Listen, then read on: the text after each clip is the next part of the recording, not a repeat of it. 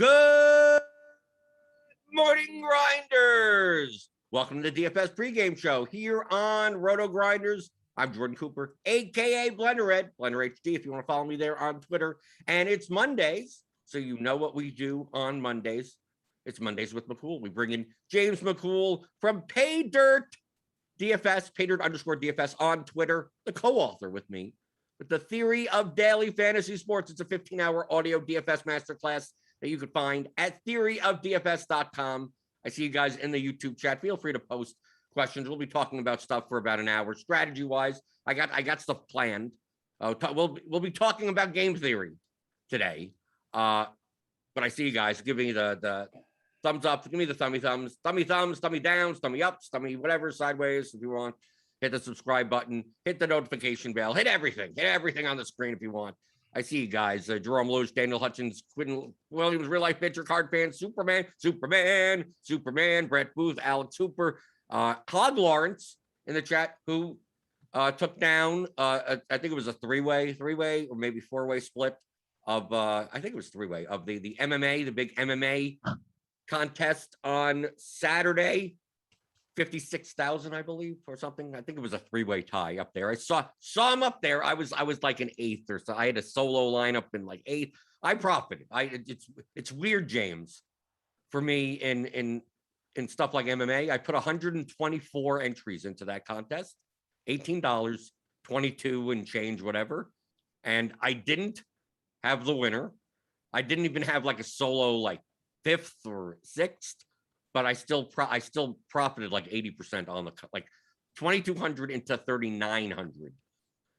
Made $800 overall on the day because I didn't cash my 555 and my 150 three max entries. But it's not, that's considered a good day. Like if you're nearly max entering a contest and you could show any profit without coming in like the first three-way tie to first or anything. That means I was probably on the right track. Yeah, it means you probably had like a pretty concentrated core. You probably didn't have too many lineups that didn't cash. I mean, even placing eighth in that contest is what, like $2,000? I think it was 1,000. 1,000? Yeah. So yeah, it means $1,000 there. You had to have cashed, I don't know, out of 100, you said 120 lineups, you probably cashed something like 70. No, I think I cashed 30. But they all were high. Oh, okay. So like I cashed a bunch. I cashed, one for 150, one for, some contrarian stuff happened on. I mean, like the top two owned fighters essentially busted. One completely busted, and one just didn't put up a score that was even relevant. Like he was like out of 12 fighters, he was like the second lowest winning fighter. Yeah, and he was like 40% owned, and I barely had him. Yeah. So like that pushed me up a lot. No, I was surprised also after when the main event was over. I'm like, okay, this is what's going to kill me. Yeah. And it's like, oh, okay, that really didn't take away that much profit at all. It's like, okay, nice. That's because I didn't have much of the main event either. And then the winner of the main event barely scored. Barely scored more than the other guy. I mean, that was my approach on that slate. And let me minimize this before we get to the marbles, that's going to be the main part of our discussion. Not to go over like the actual like MMA slate on Saturday, but I like using MMA or even Showdown for NFL as, it's the simplest contests that have very, very binary like results. It's like the two fighters, one guy wins, one guy loses, one woman, one man, one whatever. The correlation is just negative correlation. Like don't play two fighters from the same whatever. That's very unlikely that a losing fighter is going to be in the optimal lineup. But I like showing the differences, like because you're the lineups that you're playing are much easier to determine your total leverage of the lineup, because you don't have to worry about correlation in MLB. Well, is the benefit of this having a slightly higher owned lineup because you add the correlation, or the pitcher versus the other? Like, there are other variables in there that you could play a higher owned lineup, and that actually is a better lineup than a lower owned lineup, even though the lower owned lineup is just less owned. Yeah.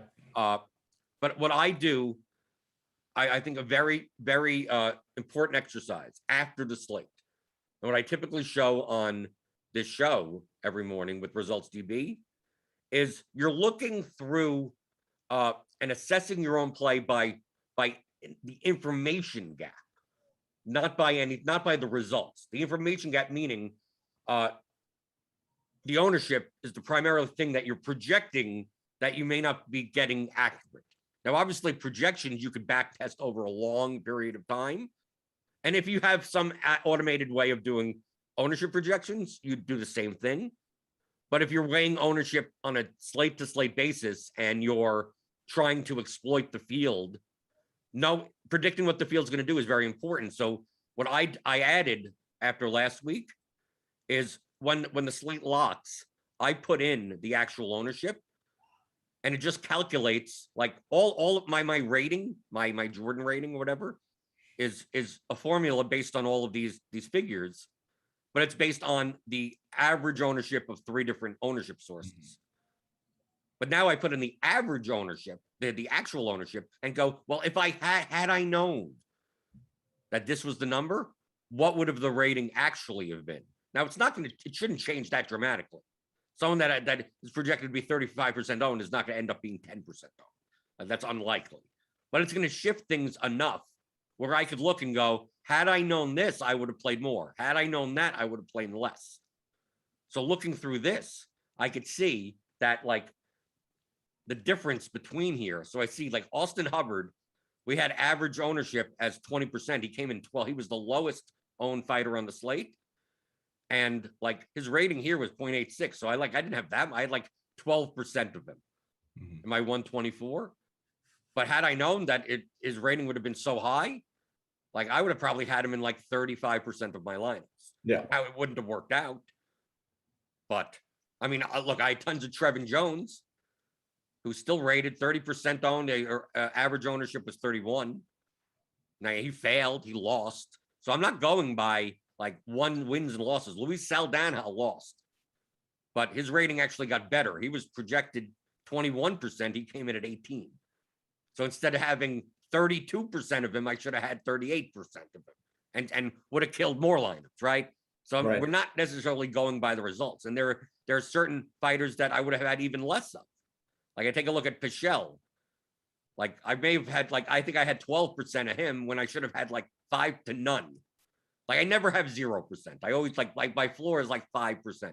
So these red guys, I only had 5% of Madsen, Gastelum, Royval, but Pichel made enough that he got into like 12% of my lineups. But had I known he was going to be 33 instead of, he was projected average owned 21%. Like I would have played less of it. And he busted. So do you, James, do you do any similar type of process where you look at, especially if you're like max, if you're playing the mini max or something, you're playing the 20 max, when you're playing a whole bunch of lineups where you look at you go, oh, I think there's going to be leverage here, especially in baseball.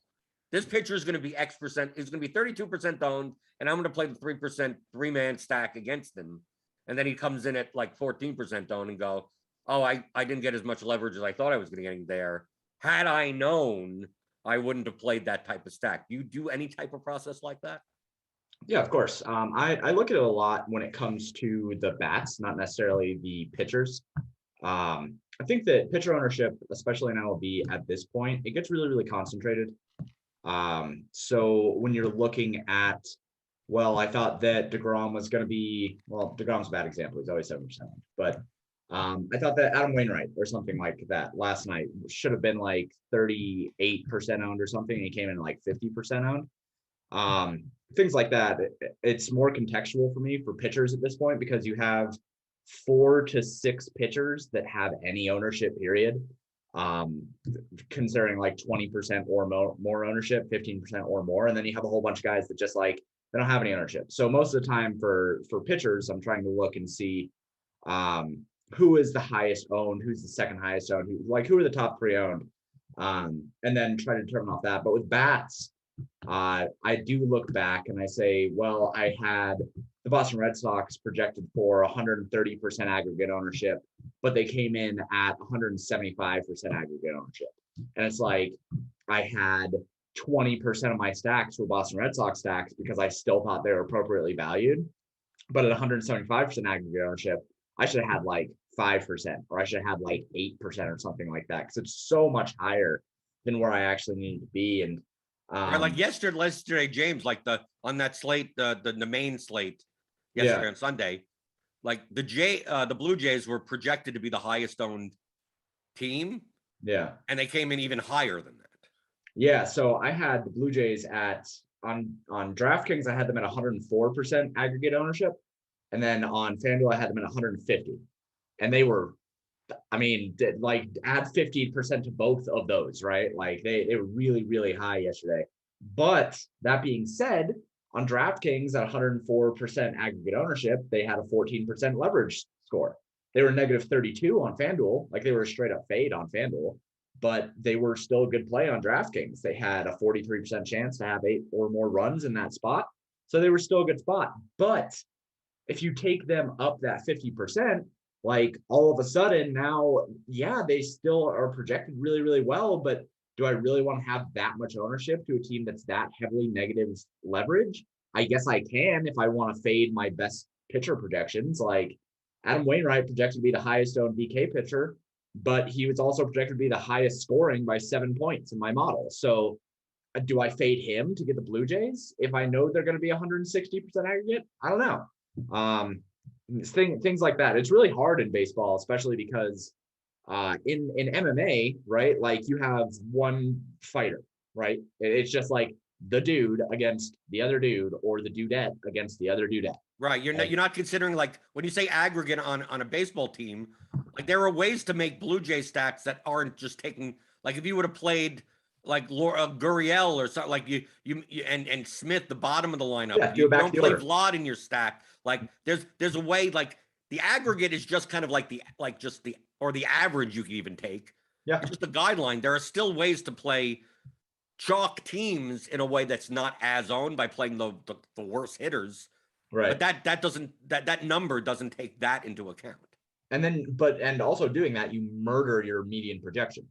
Like, I mean, who was it? It was their catcher, Alejandro Kirk.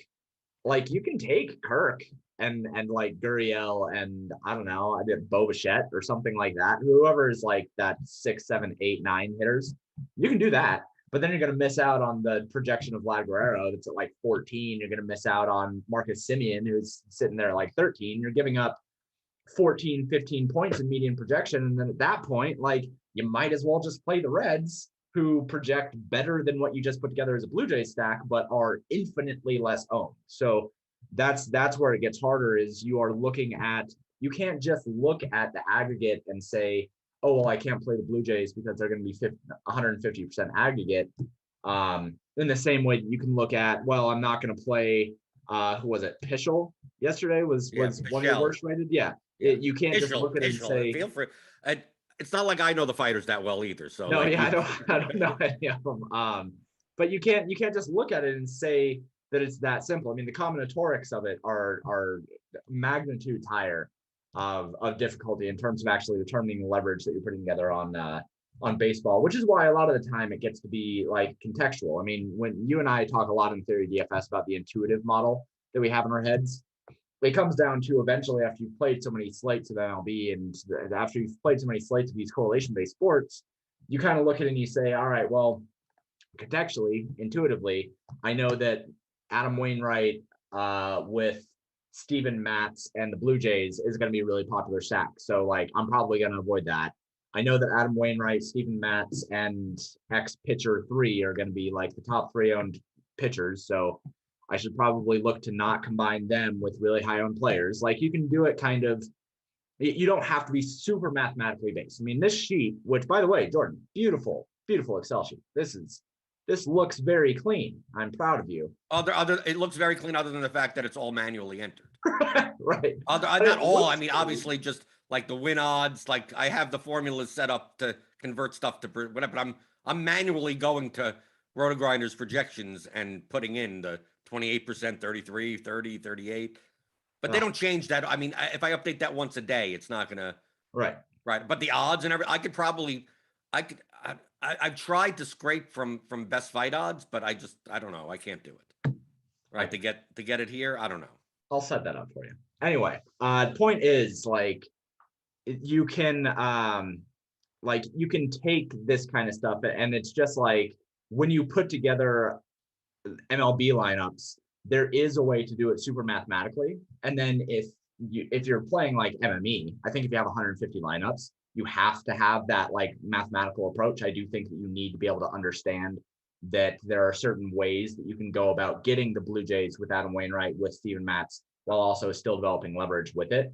But if you only have like 5 or less lineups, I don't think you need to be super mathematically based. You and I have talked at length about MLB being one of those sports where you really don't need projections. You really don't need a lot of like the hard tools that are built into this industry to find relative success in MLB, because so much of it is like there are those 3 parts of leverage where there's the SP1, SP2, and then your main stack. And so long as you are like seeding 1 or 2 of those in large field GPPs, you can build mostly however you feel like building.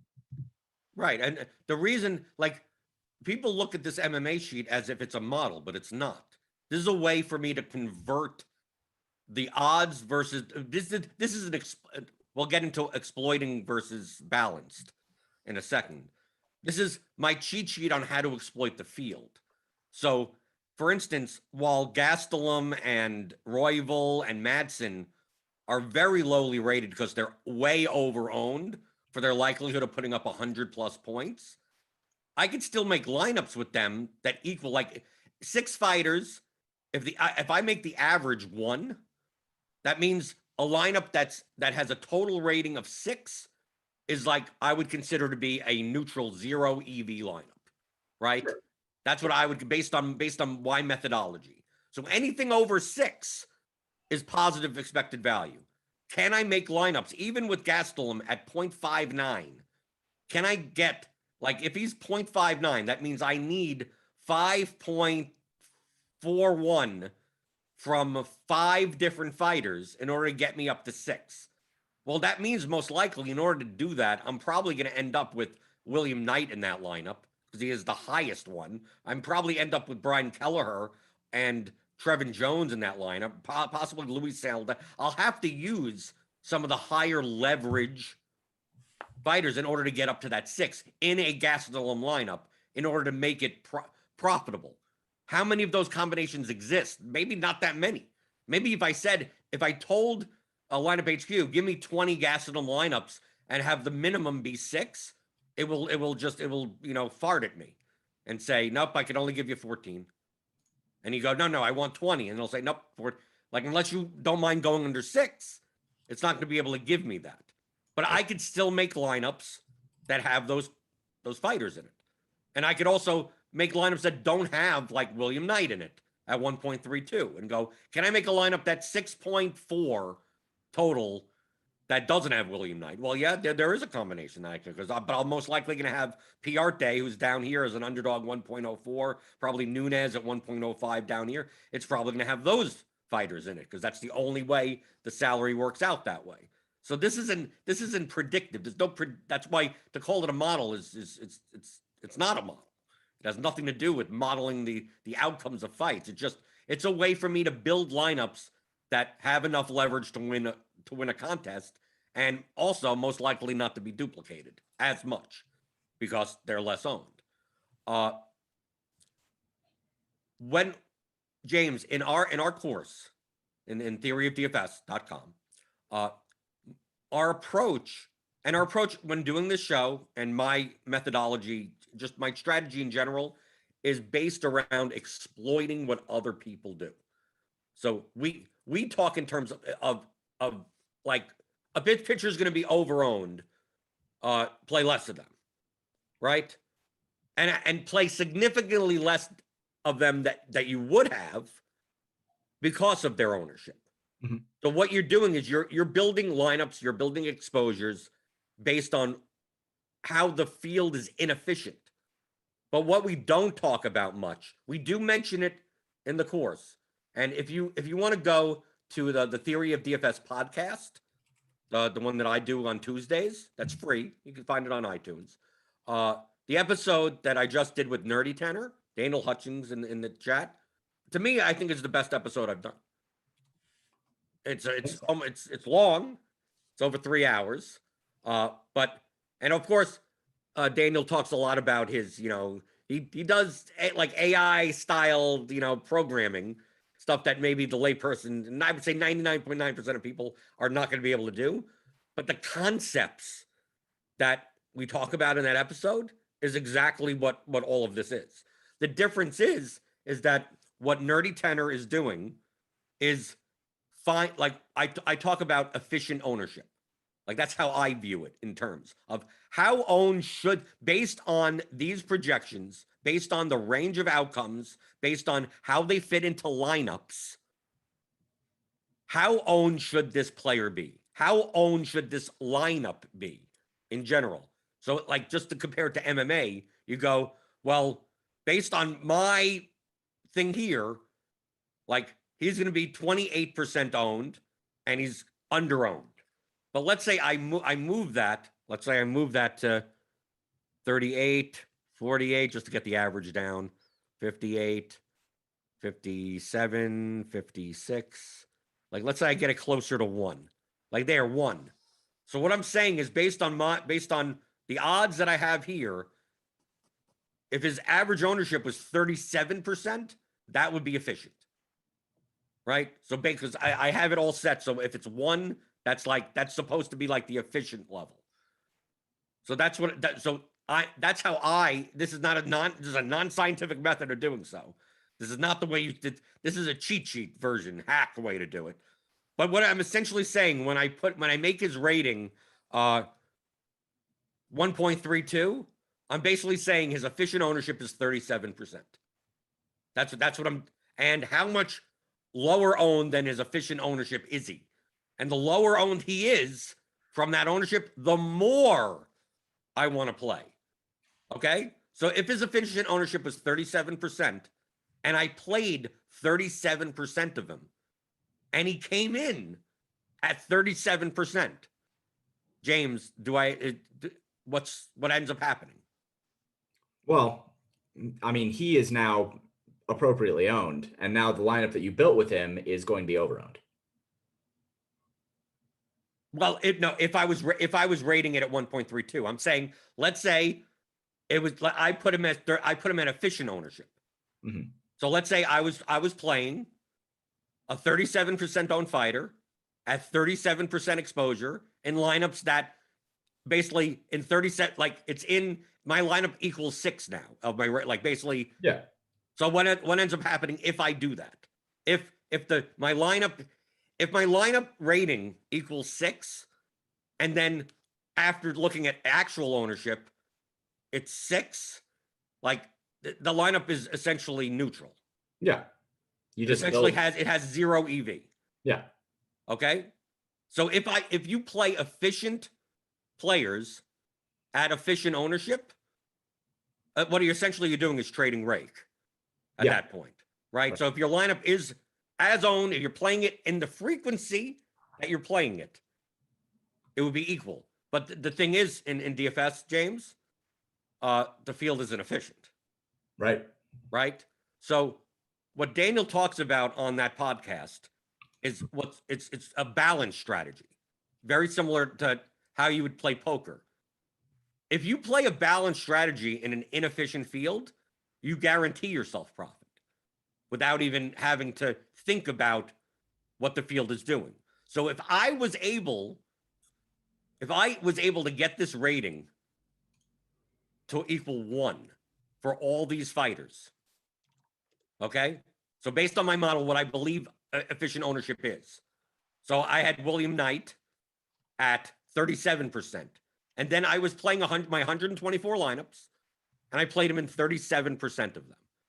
And then if look at Madsen, and I made his efficient ownership, 40, and maybe his efficient ownership should be, if I do it here, let's see, 60. Can I bring it up? No, that's even less. Okay, 10. I can't even make it low enough for this. Yeah, if I put his efficient ownership is probably 6% or something, 4%. So I played him at that level. If I found the efficient ownership of all the fighters, what I believe to be accurate, obviously, the accurate efficient ownership, and then I went into lineup HQ and said, build me all the lineups that come closest to 6 total out of the rating, so I could get 1 out of all of them. Technically, all my lineups, as long as the field is inefficient, my entire lineup set is going to be plus EV. Mm-hmm. Mm-hmm. Now, what I do is if you find the efficient ownership and you play them at the proper frequency, that's automatically profiting, but it isn't the highest expected value set of lineups. Right. The highest expected value set of lineups would be ones that instead of playing them at optimal frequencies, you play them at the proportion in which they're off compared to the field. So when William Knight is supposed to be 37% owned, instead of you could just play him in 37. You could just take all the fighters, play them all at the proper frequencies, and as long as William Knight is going to come in at 25% owned, you profit. But being that it's the largest discrepancy on the entire card, I played 56% of them. Right? I'm playing more of the fighters that are that I have as more inefficient. Yep. So what happens in that case is that I have lineups that have much higher EV, but also they have much higher variance because they're dramatically going against what the ownership in the contest is. Mm-hmm. But the thing is, someone like Nerdy Tenor is not worried about what the field is going to do, other than the fact that the field is inefficient. So I take a look at the marbles example that we showed on Friday. Let me zoom in. Okay, so I added an extra thing just quickly before the show, just to make it the case. So here's everything's efficient. We have the red, blue, green, and yellow marbles, just like from Friday. How many of them are in the bag? There's 10 in the bag. 4 red, 3 blue, 2 green, 1 yellow. So that's 40%. We're playing a game where it's winner take all, and you just take out one marble. So if there were 100 players at $1 entry fee, and 40 chose red, and 30 chose blue, and 20 chose green, and 10 chose yellow, essentially that would be efficient ownership. Yep. Right? Yep. 40% ownership for a 40% shot, 30% ownership for a 30% shot. And then if you played 10 lineups, 10, if we consider all of these lineups, and you played 4 red, 3 blue, 2 green, and 1 yellow, you'd be spending $10 and getting back $10, obviously in the long run for EV. Now, look what happens if we still keep the same frequencies of what the marbles in the bag, but we start decreasing. Instead of red being 40% owned, it's 39% owned. So it looks like this, right? Instead of blue being 30% owned, it's slightly under-owned, like that. Let's say we keep on going. Let's say we do it in the other direction. 41 and 9, just to leave it at 100. So let's say that's over-owned. So we're going to go 19. So let's say red starts getting way, way over-owned. 45 to 5, 35 to 15. Look what ends up happening. Every time we keep on moving the ownership, of the field, the profit of your line, because you have the perfect, that 4-3-2-1 over here is efficient. There's no way for you to ever get below $10. The worst thing that happens is the field, your opponents end up playing, and the ownership ends up being 40, 30, 20, 10, and then you get your money back, because we're not assuming rake in any of this. But any way that you select how the field is inefficient, you profit from. Everyone. But now let's take a look at this. So this would be a balanced strategy of, I don't care what the field's going to do other than the fact that the field is inefficient. I don't know where they're going to be inefficient, but no matter where they're inefficient, as long as I have the exact efficient ownership in my 10 lineups, I profit no matter which way, no matter what anyone does. Now, if I knew the ownership now, 45, 35, like obviously red and blue are over-owned, green and yellow are under-owned. This is what I'm attempting to do. That's what yellow is the most, this would be the most efficient ownership.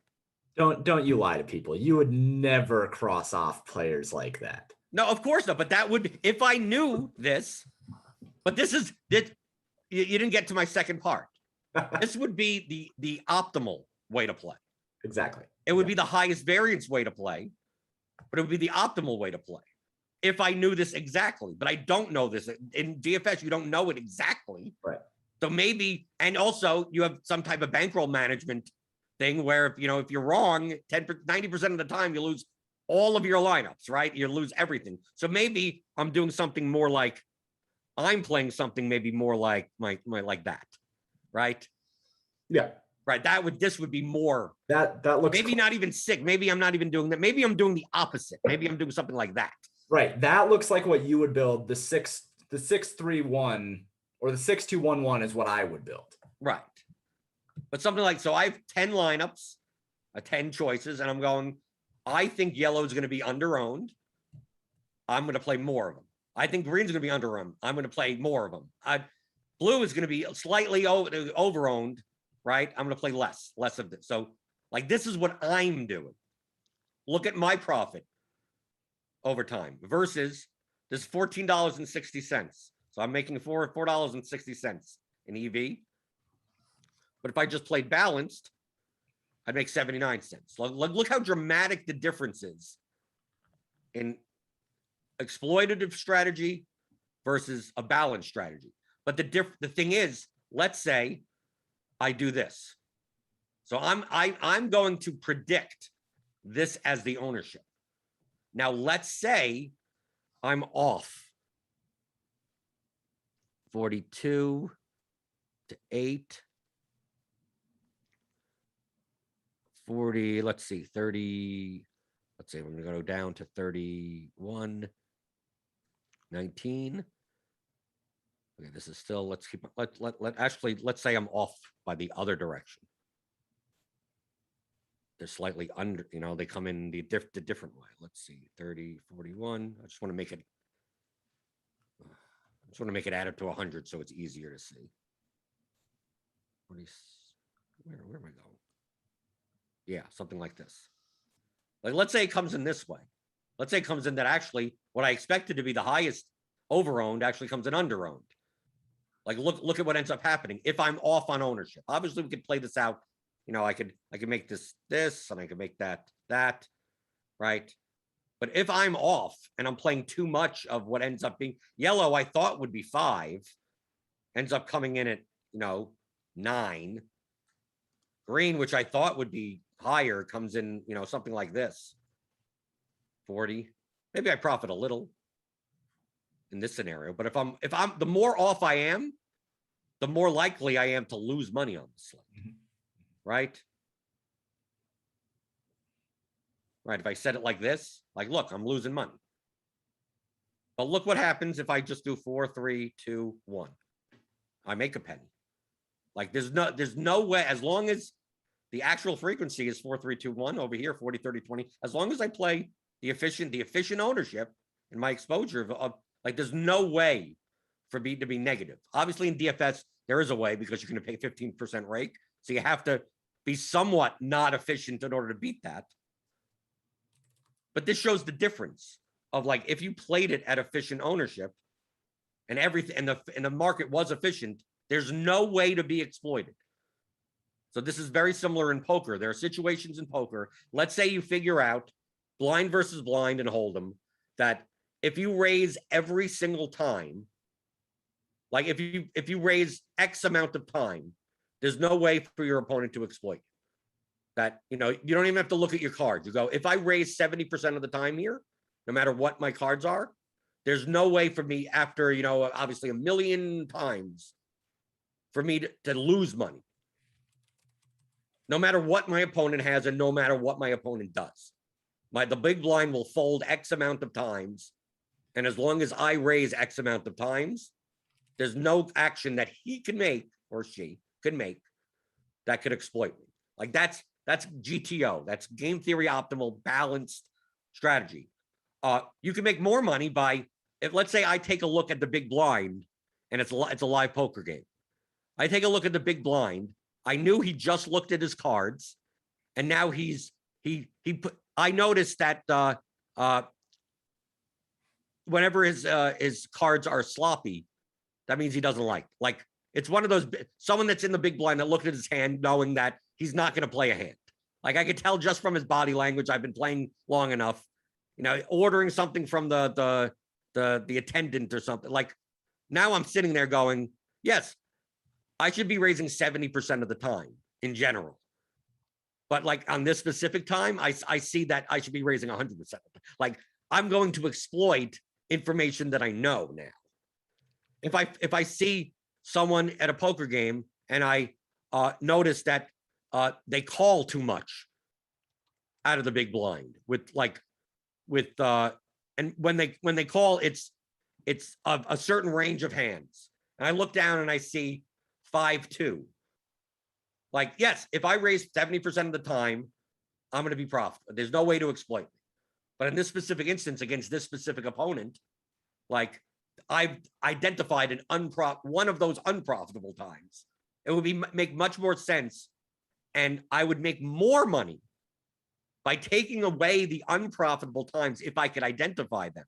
So in this case of the balance strategy, so like what Nerdy Tenor is doing, playing it at efficient ownership in the exposure, he's building 150 lineups. And that's what, like, he's building look, picture this as 150. So he's building 100 lineups like this, right? So he's putting in 100, getting 100 back. And as long as this is inefficient, he's going to make money. How much money he makes is just based on how inefficient the market is. But in 100 lineups, like if it turns out, like if we look that, let's move it a lot. Right? Like obviously green and yellow, you know, everything but red is profitable, but we see that yellow is more profitable. Like just like in the example before, what ends up happening is that his red lineups are not profitable. So in a perfect world, if he's building 100 lineups, he wouldn't have any red lineups at all because it's negative EV. Like he wouldn't have any, not considering diversification or any type of bankroll management. He knows that it should be 40% owned and he's playing 40% of them. But ownership, if he's not considering what the field is, he just knows that as long as he'll profit, he doesn't have to do anything else. He's going to profit $8.93. What I'm doing is, well, I want to take out those lines, just like with the Hold'em example. Like I know that red is going to be over-owned. So why should I know it should be 40% and it's going to be 50%. So why am I playing more of them? Maybe I don't play none of them, but maybe I'm doing something more like I'm playing lineups more like maybe I'm playing a set like that. I'm making a little bit more money because I'm removing these red marbles from my stuff because I've identified where the field will be inefficient. What Nerdy Tenor is doing is not caring about where. He just knows that if he theoretically makes the efficient frequencies, he's going to profit regardless of what it is. But I'm just going to profit more. But my margin of error is going to be much higher because if I'm wrong, I could end up building very negative EV lines. Nerdy Tenor can't be wrong. All Nerdy Tenor can be wrong in is in 150 lineups. Maybe his full lineup set of 150 is positive EV, but it may include 20 or 30 lineups that are actually negative EV. but it'll be made up in other play. He'll have lineups that make up for that. So like his total set is plus EV, but my total set, when I'm the most accurate, is going to be significantly higher EV than his set. So James, we approach when we talk about this team is overowned, this team is underowned, play more of this, play less of that, is all built around thinking about DFS as an exploitative player, and not necessarily thinking of it as a balanced player. We don't think in terms of this team is going to be overowned. Like we say, this team's going to be overowned. We said the Blue Jays. The team's going to be overowned. Play less of them. You can play them in lineups as long as you get leverage somewhere else in the lineup. What we're doing is taking that balanced set and saying, how could we make them more profitable? And while Nerdy Tenor may be building a lineup with Blue Jays at the proper frequency with another team at the proper frequency, and then his lineup may end up, because the Blue Jays, what ends up happening is the Blue Jays end up becoming even more owned than that. And now his lineup becomes negative EV because he's pairing too many chalky things together. But he'll also have lineups that make up for that. Like that lineup dies from an EV perspective, but he simplifies his process where he doesn't even care what the field does. As long as once the field is efficient, then you stop playing DFS, because then there's no profit to be made out of it. But just to highlight, like, to me, that this may be one of the more important concepts in all of DFS, especially when people look at these 150 maxers and people that use models and projections and everything, that you're probably, as a lay person without extensive programming and accurate models, going to be able to be as accurate with what the efficient ownership is. But you absolutely, look at me. You absolutely can make money at DFS exploiting the field, even if you're not perfect.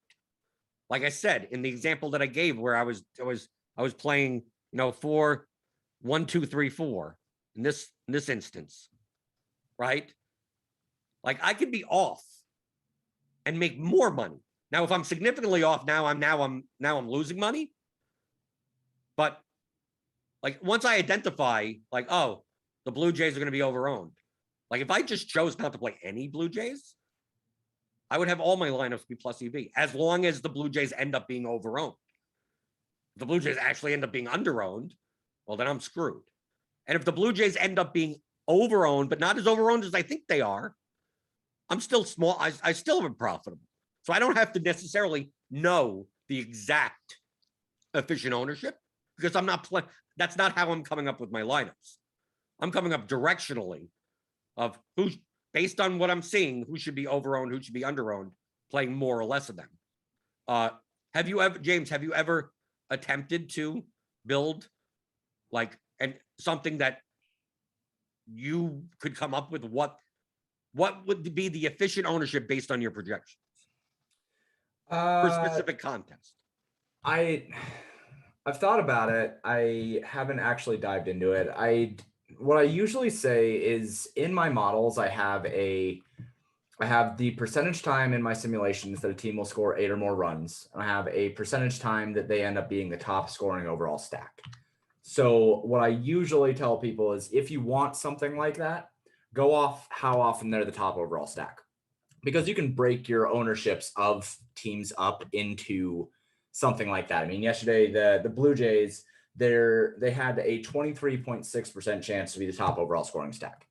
So if you want to consider that as like the optimal, like the correct EV ownership, then you can say that you want to be over on that if they're going to be underowned, or under that if they're going to be over. If you're exploiting, but I mean, if you're playing a balanced strategy, I know it's not perfect, because the stacks could have different players in it and different salary combinations. But in theory, if there's 20 baseball teams on a slate, and based on your projection, based on whatever projection set or whatever process you're doing, you go, the Blue Jays should be 8.6% owned as a team. And what Blue Jays are 8%, Houston 6% chance of being the top stack.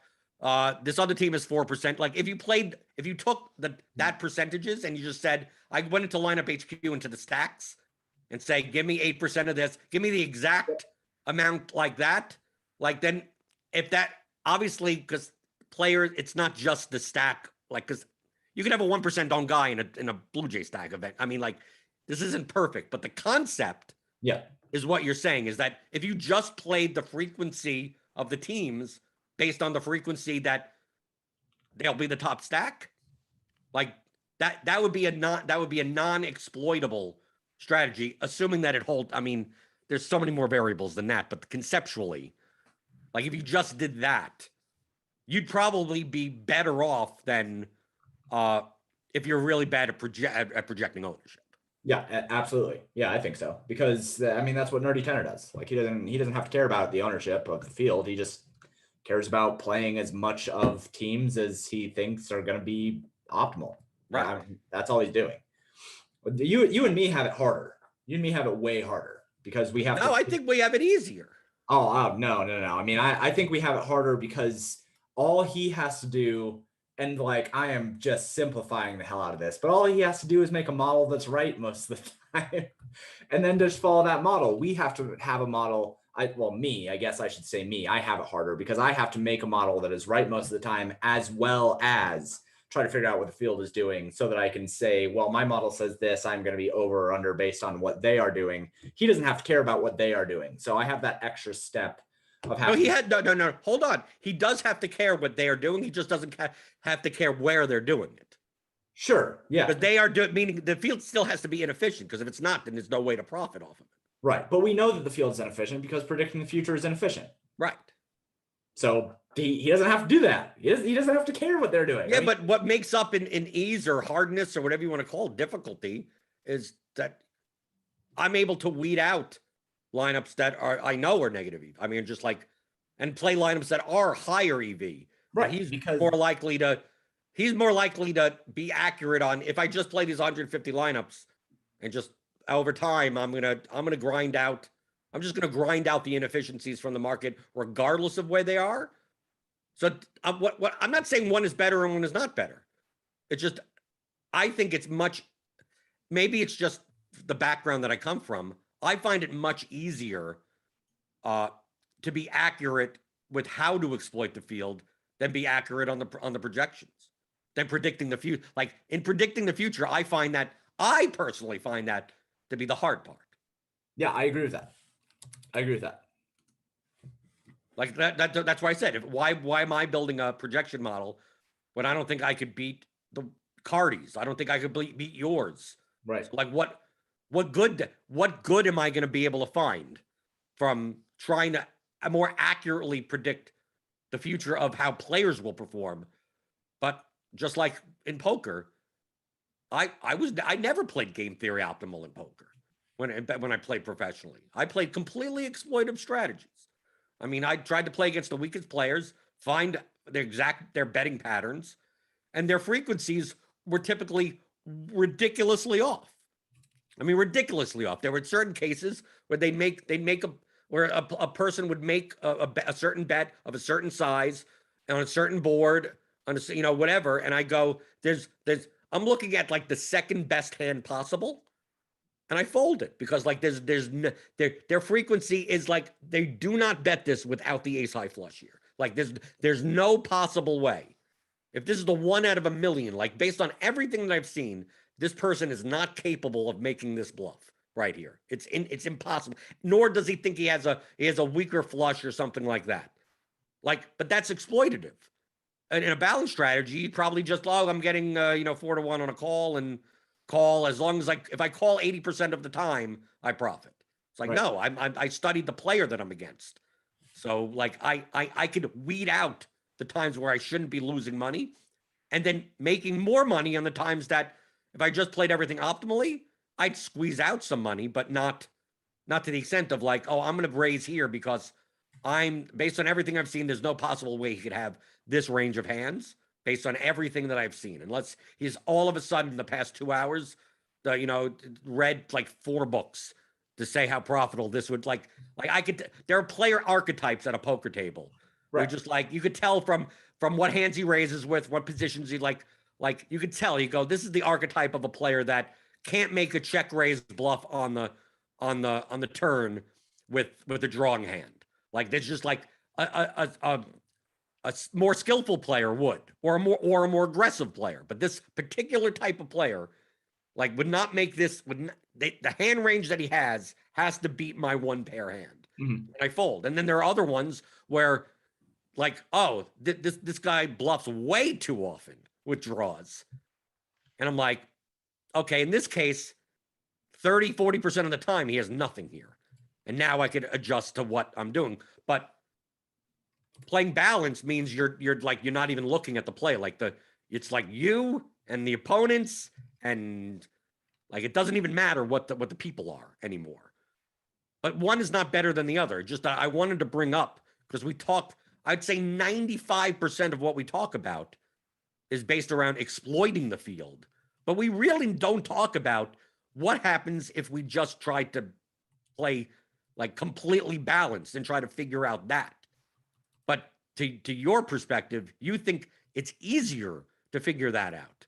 Well, I think it's harder. Is that just purely down to the fact that you're much more skilled at making projection models and I'm not, and I'm just more skilled at I know how DFS players play, and I could look and I could see when the ownership projections on RG or something come out, and they say, oh, this pitcher is going to be 7% owned. I go, nope, he's going to be 27% owned.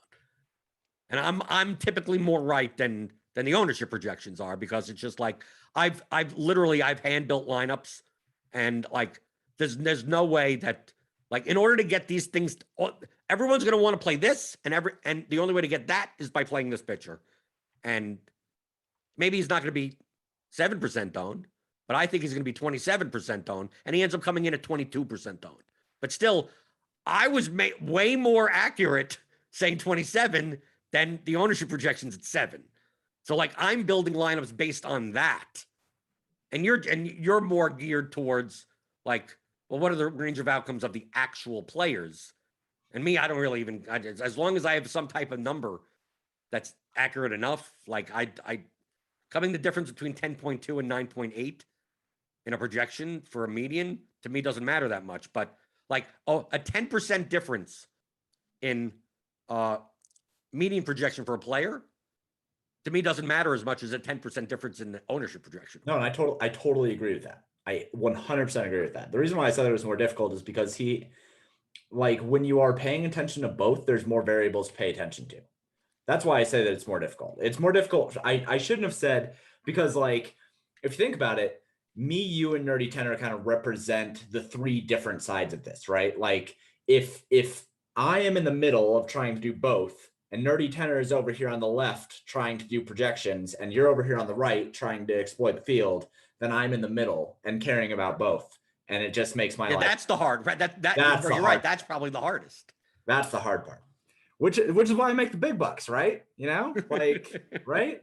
I'm the one making $90,000 in MMA every weekend. No, but I think that is difficult. And I do think that, back like humble beginnings a couple of years ago, I cared a lot more about figuring out what the field wanted to do rather than wanting to put together a good projection model. I didn't even have an MLB projection model until last year, and that was just built because I wanted to see if I could do it, and it turned out to be really good. So I do care. I think that there is a lot more EV to be found in figuring out what the field is doing rather than figuring out how to put together the best possible projection model. But that's true. But Nerdy Tenor would say the same. I mean, it literally says the same thing. It's like it's more profitable to exploit the field, but it's impossible to be exploited if you play the proper frequency. Exactly. Right? There's like you guaranteed, like the way that he plays, he could set it and forget it. And it doesn't matter. Like, well, this team is higher owned than that. Who cares? I'm playing it at the optimal frequency. Yeah. So as long as the field's off, I don't know where it's going to be off, but I'm just sucking out EV from wherever it happens to be because I'm playing it optimally. Yeah. Right. To me, the hard part is figuring that exact. Like, you have to be much more exact on that. To me, because I have much more room for error. Because if I'm playing high variance lineups that are significantly higher EV, if I'm slightly off, like in this example, right here, the 1, 2, 3, 4 example. Like if I'm off, even if I'm just off a little, like I'm still profiting more than like I thought it would be this ownership. So I thought I was going to get $4.44 profit.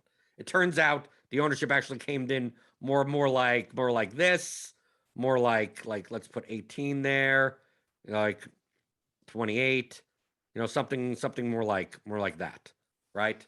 So instead of profiting $4.44 over the long run, I'm now profiting $1.94, right? By using this exploitative strategy, but it being off, right? I'm not perfect with the I directionally accurate, but not perfect. Right. Now let's say I played balanced. I make 21 cents, right? 21 cents versus $1.94. So now the more I'm off, like how far do I have to get off till I get down to 21 cents? Right? I have to be significantly off, right? Right? If this is 42, right? Yellow is 11. Let's let yellow's 10, right? Right. Here you go. Here's something like this where it's like, yeah, I thought red would be way overowned. I thought green and yellow would be much more underowned. So I played more yellow lineups, even though it came in at 10%. But look, I still played less of the highest owned thing. That was a minus 4.76 ROI. So I still made 29. Like I didn't change my strategy, just that I was significantly off on the ownership. But if I were to play this at proper optimal strategy, that's 3 cents. So I'm still making more money, even though I'm off. I'm making 29 cents instead. Right. Right. So but the more off I am, I could go into the negative. The balance strategy could never go into the negative. So as long as the more the field's off, the more money you make. But you make so much more money exploiting the field. That's the reason why I do it. Right. Right. And that's the reason why I do it. And also because I can't make accurate player projections well enough versus especially once you move up in stakes. Once you're playing the 150 max contest with other 150ers that have models, have their own stuff. Look at how Nerdy Tenor is playing. Do you think I can make a 150 set in the same fashion that I could make efficient ownership? I don't think so, based on his process. So why am I attempting to? Right. Right. Why am I just making worse lineups just because other people are doing so? No, I'm going to exploit what the field is. It's just that now I need to figure out where it is and get those lineups while people like him, other sharp players, that is like, if you like whistles go woo, essentially is what he's doing also. I mean, he's been in interviews saying that he barely cares about ownership at all because that's what he's doing. So what's the optimal frequency of the lineups that I should be playing and play those, and then the field's going to be off, and then I profit, type of thing. I just wanted to highlight this. I thought it was, obviously I talked to Nerdy Tenor last week. Yeah. But we talked about it on the show, and I just, since I had this marbles example, I thought this was a good place to just legitimately show what the effect of that is. Yeah.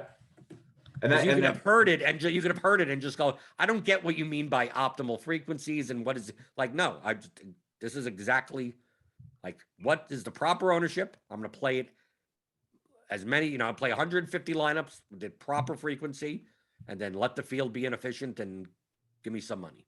Yep. Over the long run. Over the long run, obviously. Okay, just to go through some of the YouTube chat questions. Let's see. Quinn Williams, well, you could create a similar table for NFL Showdown. Is the methodology you use in MMA similar to how you approach NFL Showdown? Not as much, because there's actual correlation involved in NFL Showdown. In anything that you do, you should be approaching it from a lineup level, not a player level. MMA is just MMA and probably PGA are the easiest to do from a player level because there's really no correlation. So It's easier to use this type of sheet to go like, what am I weighing individual players on. This guy is overowned. This guy is under. Well, he's not overowned. Like, you're going to play a 2% owned wide receiver, fifth wide receiver on a team in Showdown with the wide receiver 1 and not play the quarterback. I mean, like, but the quarterback is overowned. Yeah, but you'll need him in that lineup, right? So, like, to go through and say, like, what would end up happening if I did this type of sheet in Showdown is I would end up playing 150 lineups, but only have 10 lineups that have any quarterback in them because the quarterbacks are always overowned. But they're the linchpin of correlation of almost every player on the slate. So, like, how do you expect? Oh, I'm going to play. There's 3 wide receivers from the same team that are all significantly underowned. So I'm going to play 1 in the captain and 2 in the flex and fade the quarterback. Like, how does that work out? Where that wide receiver is the highest scoring player on the slate. The other 2 wide receivers have double-digit scores, and the starting quarterback is not, especially when you probably have the salary to get him anyway. You know how that happens? He gets injured on the first play, and the backup comes in. But so you can't do this. Backup. But that's right. You throw in the backup too, right? That's what I'm saying. I don't think you can make. You can think in terms like that, but that's what makes all the other sports hard, because you have to weigh in the correlation of the teams in general. So, like in Showdown, maybe in Showdown golf, Showdown. There's no Showdown MMA, obviously. Let's see. Any other questions? Tim Lincecum, 14. It comes down to the accuracy of the ownership projections. Would you guys say the more projected ownership information you have, 3, 4 sources or more, the less variance you place on those projected ownerships? James, do you aggregate from any other sources? Yeah, I aggregate from depending on the sport up to 5 different sources. Okay, so do you project ownership yourself? Yeah, I project. So what I'm asking is, do you project it yourself and then aggregate like 4 others with yours, or you don't even project ownership yourself, you just aggregate? No, so I have ownership projections for a couple different sports that I've built in-house models, but for the big sports, MLB, NBA, and NH, and the 3 big sports, NFL, I use the aggregate, and then I build off of the aggregate, and then I build another extra weight onto the aggregate based on stuff that I think is important. Okay. So I'm taking a whole bunch of different sources, and then I'm saying, okay, that's pretty good, but I think I can make it a little bit better. And then I go a little next step. Right. Okay. So you're weighting your own ownership more than the other ones. Yes. Yeah. Like when we say the word aggregate, it doesn't mean you have to aggregate equally. No. Right. Like in my MMA sheet, like I do it equally. Like, so this is the average of these 3. But if you said that I think RG ownership is more accurate than this other place, I'm going to weigh it at 40% versus 33%, right? So that's exactly like your ownership projections are weighted the most, but you're grabbing a couple other sources to kind of smooth it out, because maybe you're what ends up happening is that you have a guy, pitcher that's you project to be 24% owned, and like 4 other sources have them at 8 to 10. Right. And you're like that's wrong. Right. Then it's most likely you're not going to change yours, but the 4 others are going to push it down. So now it comes out as average around 13%. Well, and also I go into to lineup HQ and I run 300 lineups, and I use that as a weight as well. So okay. I run all 300 lineups and I figure out where players are dropping in based on the bat X, and I use that as a weight as well. So right. Now that I call that optimizer ownership. Yes. Yep. Because if ownership projections have this guy at like 20% owned, and then I see that he's coming in on like 90% of lineups out of 300, I'm like, he's not going to be 20% owned, man. You can bump that up at least like 10-15%. Right. It's a lot of times due to people using optimizers incorrectly. Yeah. It's like, okay, they didn't limit anything, so you're going to get 80% of a guy as a one-off as a $2,200 hitter. Yeah. And if he doesn't do well, well, what's wrong? Like, just because he's the best point per dollar play doesn't mean you have to play him. Right. He's still a optimizers don't know anything, man. They're just a calculator. That's all. GR say to 12. What is the archetype of nerdy tenor versus cheese is good? So Dave Potts and their approach, in your opinion. I would say leans more on my side. Dave doesn't make his own projections or anything. He uses, but he's doing the same. the same thing of here are the top. If you read his musings, if you're a premium member, you can click on the link in the description, get $10 off your first month. He's basing it very similar to me of I could identify the top stacks. I could obviously you could go by team total for crying out loud, right? Like of who's most likely to score the most points or something like that. And then say, well, people are going to be more attracted to this team versus that team, so I'm going to play more of this team versus that team. So you hear Cheese a lot of times on Crunch Time for premium members talk about how it seems like more people are going to be playing the Blue Jays and the Astros, and the Phillies and the Dodgers are going overlooked. And if you take a look at his 150 set of lineups, he's going to have a lot more of the Dodgers and the Phillies. But it doesn't mean he's not going to have the Blue Jays also. He's still going to have, he says specifically, it's like if I'm playing 150 lineups, he's going to have a stack of like every team on the slate. Like it doesn't matter. There's 26 teams on the slate. He's most likely going to have one lineup that's a 5-man stack or something, 4-man stack of that team. So there's no team that, because everyone has a chance, and he wants to build a more diversified kind of set of lineups. So Cheese tends to be a little bit more diversified, but he's still coming at it from the perspective of what teams are underowned, what teams that have ceilings are underowned. He doesn't focus as much on the cheaper teams. Like he's much more likely to, oh, the Dodgers are underowned because everyone's playing the Blue Jays. I'm playing a bunch of the Dodgers. Me, I'm like, I come across as more exploitative in the way of Carlos Hernandez is going to be 37% owned as a $5,900 pitcher. I'm going to play some Cub stacks because I'm going to get extra value when Carlos Hernandez gets killed because so many lineups have like Cheese doesn't necessarily think in those type of situations. He's thinking exploitative, but just in underowned, overowned, linearly. And I think of the whole, like, well, if I stack against this guy, I could play the Blue Jays in this lineup and then play the one off that no one else is playing, like stuff like that. You think about things in terms of direct leverage. He does more indirect. That would be correct. Okie doke. So theoryofdfs.com. If you like this type of discussion, that's 15 hours. Theoryofdfs.com. If you want to learn more about the game theory of DFS, James's stuff is over at paydirtdfs.com. Paydirt_DFS. You have a whole long, like 2-hour video about your NFL projections. Not about my NFL projections. I did a video. I had a subscriber ask how they would build like a really basic football projection model. And I answered it in the Discord, and then I was like, I can probably just like do this on stream. So I went ahead and I did a stream the other day going over building a super basic NFL projection model. It's not anything that's like super complicated, but it is just straight from scratch. Like I started with a basic, just blank Google Live document and went for 2 hours and built out a really basic NFL projection model. So that was a lot of fun. And there's like some cool little tidbits in there about like Vegas and bookmakers and what they actually want to achieve. And there's a lot of formula stuff. And yeah, go watch that video. It was a lot of fun.